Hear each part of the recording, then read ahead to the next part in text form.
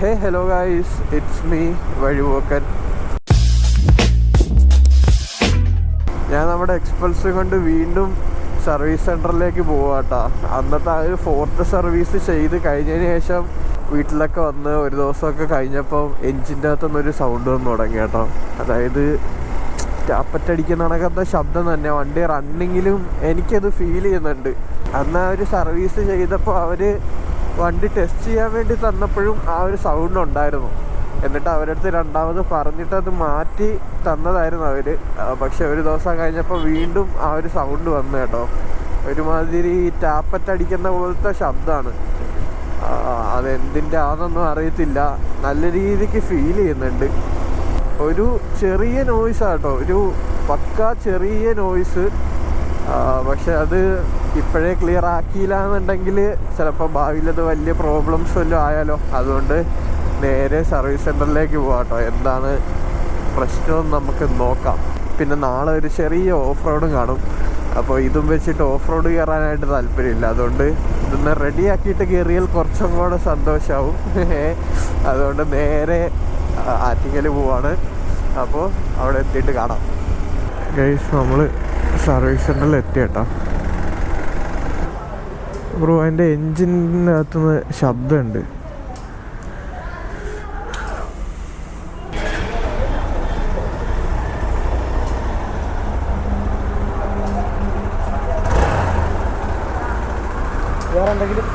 വേറെ ഭയങ്കര വൈബ്രേഷൻ. 30 പോകുമ്പോഴും വൈബ്രേഷൻ. ടാങ്കിൽ നിന്നാണ് കൂടുതൽ. വേറെ ഒന്നുമില്ല. 2 hours later. ഗൈസ്, വണ്ടി സർവീസ് കഴിഞ്ഞിപ്പോൾ വരും കേട്ടോ. വന്നിട്ടേ നമുക്ക് ഓടിച്ചു നോക്കാം കേട്ടോ. കയറി.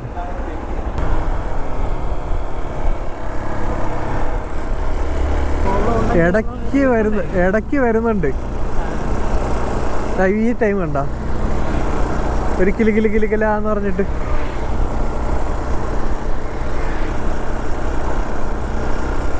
ടൈപ്പുണ്ട്. ഇതിൻ്റെ വൈബ്രേഷനിലൊന്നും ചെയ്യാൻ പറ്റൂലേ? ഈ ടാങ്കിൻ്റെ വൈബ്രേഷനിൽ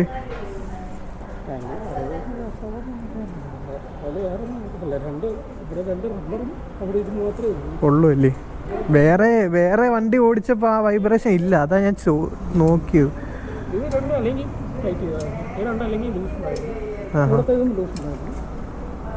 ടൈറ്റ് ചെയ്തല്ലേ? പക്ഷെ ആ ചെറുതായിട്ട് ഇങ്ങനെ കൊടുക്കുമ്പോൾ സൗണ്ട് ഉണ്ട്. എന്നാലും ഈ ടെൻഷനറിൻ്റെ ഒന്നും അല്ലല്ലോ? വേറെ സീനൊന്നും ഇല്ലല്ലോ? ടൈമിങ് ചെയ്യാനൊന്നും സീനും അങ്ങനെ വേറെ ഒന്നും?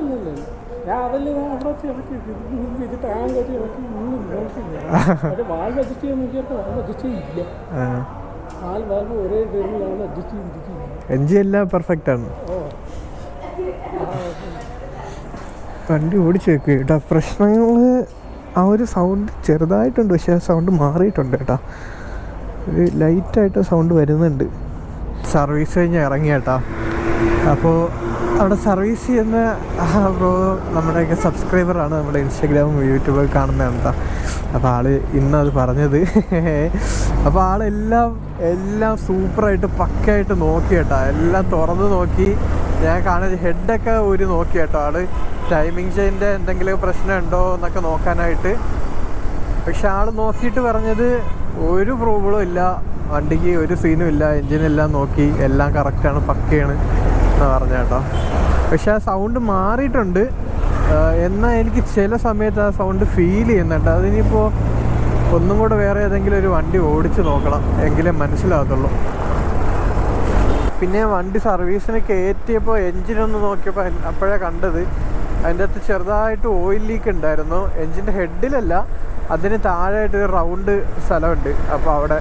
അപ്പോൾ അതിൻ്റെ എന്തോ പോയതാണെന്ന് പറഞ്ഞത്. അപ്പോൾ അത് അവർ റെഡിയാക്കി തന്നിട്ടുണ്ട്. പിന്നെ ഞാൻ ഈ ഒരു വീഡിയോ ഇവിടെ കൊണ്ട് എൻഡ് ചെയ്യുന്നില്ല.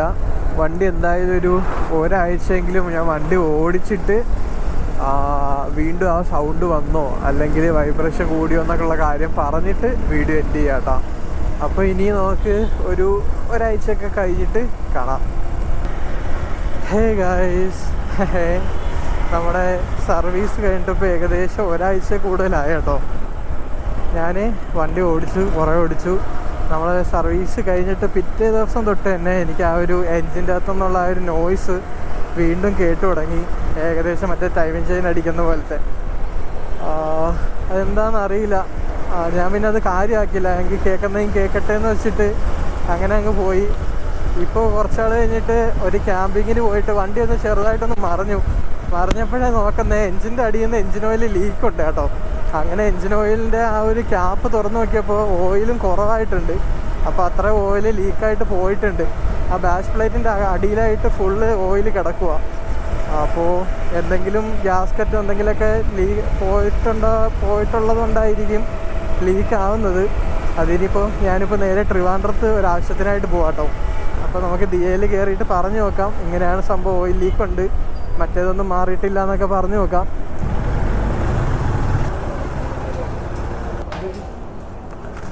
ഓയിലേ ലീക്കാവുന്നുണ്ട്, ഓയിൽ ലീക്കാവുന്നുണ്ട്.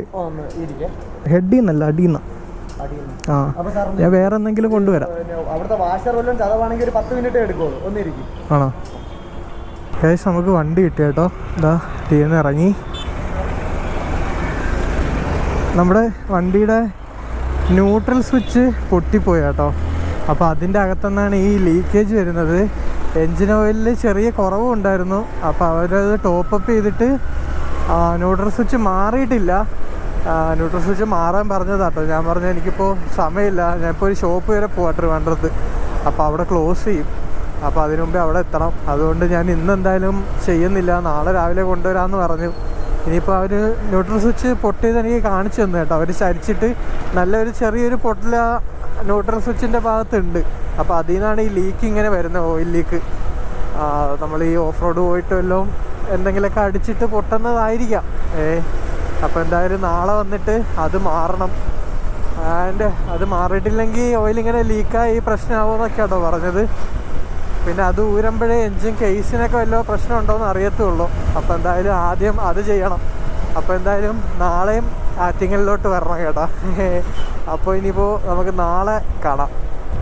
ഹേ ഗായ്സ്, ഇത് അടുത്ത ദിവസം കേട്ടോ.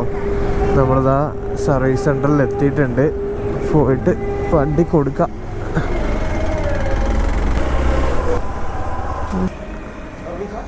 ബ്രോ മറ്റേ ന്യൂട്രൽ സ്വിച്ചിൻ്റെ വേറെ ഒന്നുമില്ല ഗൈസ്. അപ്പോൾ ആ ഒരു ന്യൂട്രൽ സ്വിച്ച് മാറാൻ വേണ്ടി കൊടുക്കുക കേട്ടോ. 2 hours later. ഗൈസ്, നമ്മുടെ വണ്ടി കിട്ടിയിട്ടുണ്ട് കേട്ടോ. ആ ന്യൂട്രൽ സ്വിച്ച് മാറി. ന്യൂട്രൽ സ്വിച്ചിന് ആകെ 55 രൂപ ഉള്ളായിരുന്നു കേട്ടോ. ടോട്ടല് 61 രൂപ ആയിട്ടുള്ളൂ. Okay bro.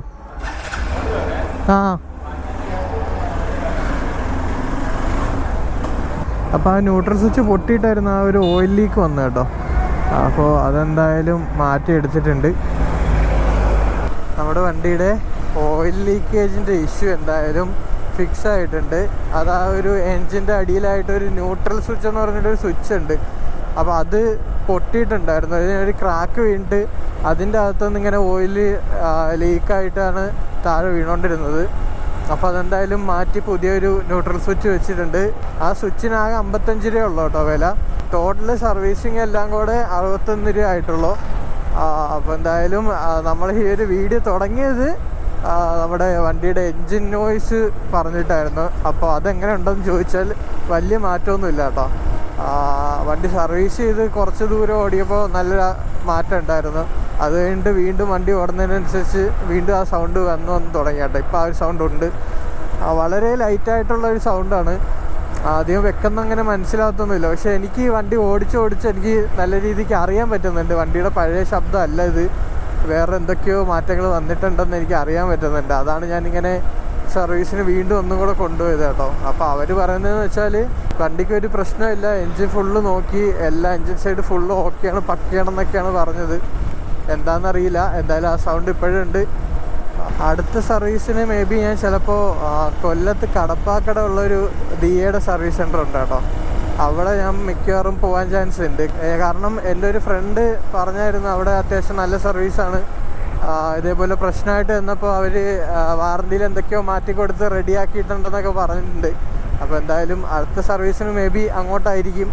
ദിയയിലും ആറ്റിങ്ങൽ ദിയയിലും നല്ല സർവീസാണ് കേട്ടോ, അടിപൊളി സർവീസാണ്. അവരെല്ലാം ചെക്ക് ചെയ്ത് നമ്മളെ വിളിച്ചിരുത്തി എല്ലാം പറഞ്ഞു തരും. പക്ഷേ അവർക്ക് ഈ ഒരു എൻജിൻ നോയ്സ് മാറ്റാൻ കഴിയുന്നില്ല, എന്താണെന്നറിയില്ല. നമുക്ക് എന്തായാലും വേറൊരു സർവീസ് സെൻ്ററിലും കൂടെ കാണിച്ചു നോക്കാം.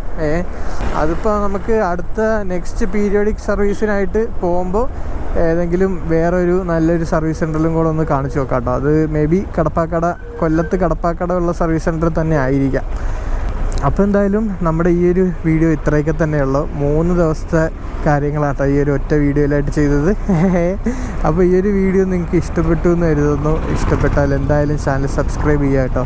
അപ്പോൾ എന്തായാലും നമുക്ക് അടുത്തൊരു അടിപൊളി വീഡിയോയിൽ കാണാം.